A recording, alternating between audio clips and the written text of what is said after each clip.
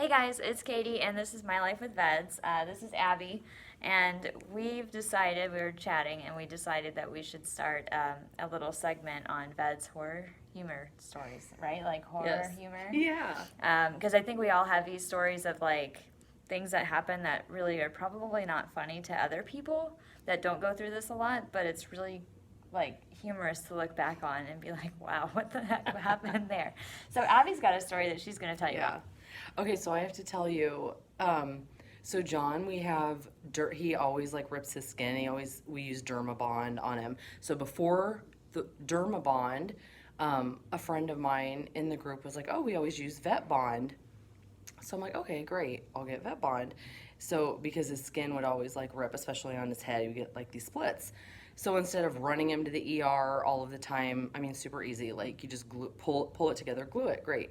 So we get this Vetbond, and so before this, like I always just use steri strips. Like I always like shave like a little spot of his head and like use steri strips stuff, and it wouldn't hold great. So I get this Vetbond. I'm like, oh, okay, in this little tube, and it looks like super glue, but easy enough. So my husband, we're trying to be like really, really careful.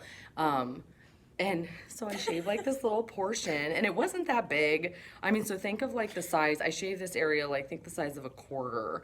And so my husband, so with this, so like I clean it really good. My husband pulls the skin, pulls the skin together, so you make it, just like a line.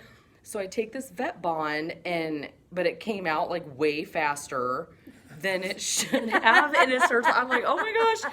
So like my husband's finger, so like imagine he's like holding John's head, right, like this, and I'm like taking the Vetbond. Okay, so it like smears everywhere. Like my husband's thumb ends up getting super glued to John's head. I mean, literally like to his hair and scalp and skin. And I'm like, oh my gosh.